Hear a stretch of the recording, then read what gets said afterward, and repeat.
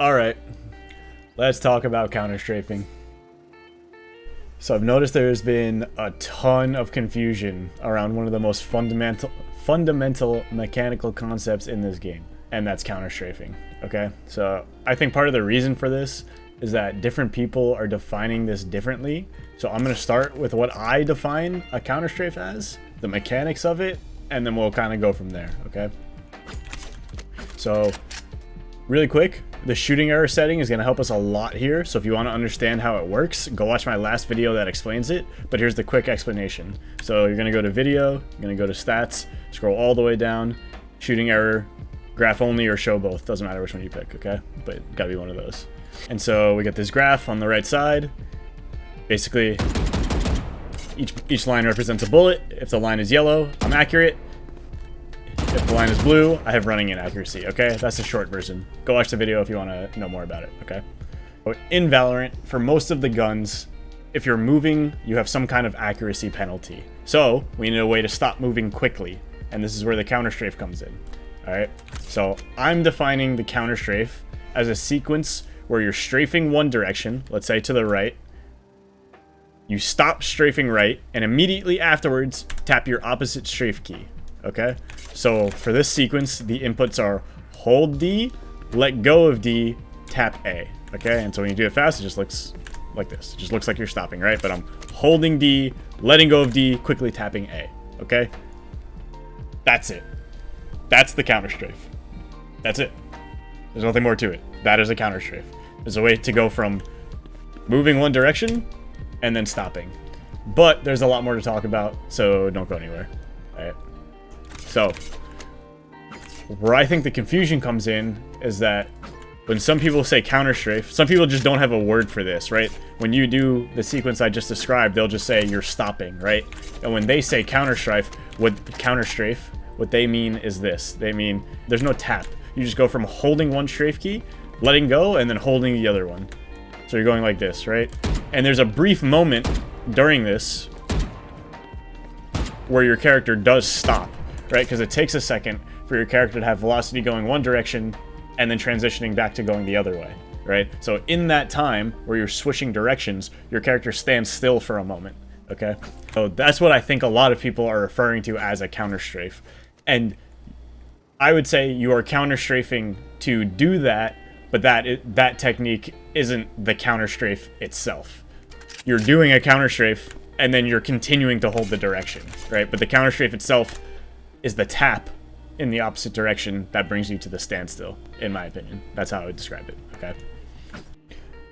Alright, but so let's talk about this other technique for a minute, though.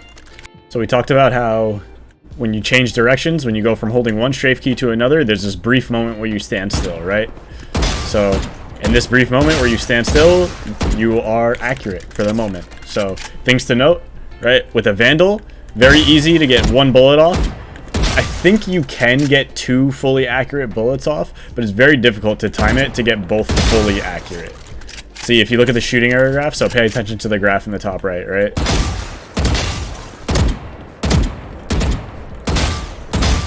So you'll see pretty much most of the time there, I'm getting one fully accurate bullet because you see the line is yellow, and then I'm getting some blue on the next one, which means I had some movement and accuracy, right? So with the Vandal, it's pretty tough to get two. Right there at the end, I got two, right? With the Phantom, not too hard to get two because it shoots faster. Depending on the fire rate of the gun, you're going to be able to shoot more bullets. It's that same time frame. You have the same time frame, so if the gun shoots faster, you might be able to get more than one accurate bullet out in that time where you're standing still, if that makes sense. So, just things to note about that. So, what's the application for this? So, one of the main applications you'll see this in is like when people are jiggle peeking or doing like jiggle pre-fires, right? Because it's useful here. The whole reason this technique is useful is because you are minimizing the amount of time that you are standing still. Moving targets, harder to hit than standing still targets. So, by that logic, we want to be moving as often as possible, right? So, when we do a pre-fire here,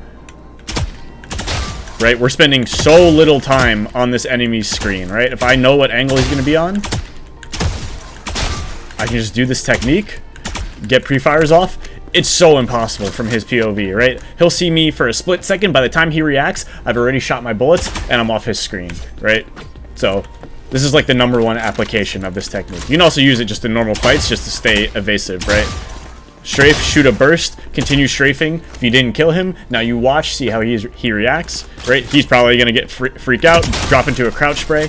Now your adjustment's very easy, right? So that's the application of this technique. And this is what I've noticed a lot of people referring to as counter-strafing, but again, I don't consider this the counter-strafe. You have to counter-strafe to do it, but I don't think this is the counter-strafe. I'm not sure what I would call this. I guess I just call it strafe shooting, maybe. Something else. I don't know. I don't have a good name for it. It's kind of just a product of the mechanics that are in the game. Okay, so I want to make one thing clear. In Valorant, you do not need to counter-strafe. I repeat, you do not need to counter-strafe. Okay? The difference in Valorant between counter-strafing and not counter-strafing is so small that it makes virtually no difference in terms of how quickly you'll be able to shoot while being accurate, okay? So the reason to counter-strafe in Valorant is not really to become accurate faster. It's basically the same. So this brings us to the question, why even bother counter-strafing at all? Well, in my opinion, in Valorant, the main reason to counter-strafe is because it's going to give you an accurate reference point to know when you're accurate. So what do I mean by that, right? If I'm just strafing and letting go, it feels kind of arbitrary, like how much farther I'm gonna go after I let go of my movement key. It's not actually, but it's a little bit harder to control. It's a lot easier to have the reference point of your counter strafe, so hitting your opposite strafe key and using that to know, okay, I have a specific timing in my brain now from when I hit a key to when I can shoot and be accurate, right? It also is just gonna help you be a little bit more accurate when you're just using your strafe to help you aim. So if I take my hand off my mouse, right, it's way easier to like line up a headshot like this, right, and stop my crosshair where I want it on the guy's head than it is if I just let go, right? Still do it, but it's a little bit easier to do it just by hitting the opposite strafe key, right, and stopping at a specific point. So again, in Valorant, the main reason to counter strafe is just to give you that reference point to help you with your consistency, right? Because when you fuck it up, right, the bullets start going everywhere. So very important. All right, so now let's talk about some troubleshooting, okay? So the #1 issue people have when it comes to their counter strafing is they shoot too early. So this is where the shooting error comes in handy again, right? So if I'm doing this and my first bullet is always a blue line, if my first bullet's always a blue line, that means I am shooting too early. I need to delay my first bullet because that first bullet's coming out while I'm still moving, right? You need to delay your first bullet if your first shot is always showing up blue, right? Or it's just inaccurate. So that's like the main thing people do wrong. If you're too late, it's not really the worst thing because at least your first bullet's accurate, but the issue is that you're kind of sitting here for way too long before you shoot. So honestly, again, counter strafing is very simple. So those are the main thing, the only things that you can really do wrong. Just shoot too early or shooting too late, which again, at least you're going to be accurate. But the main thing is just shooting too early.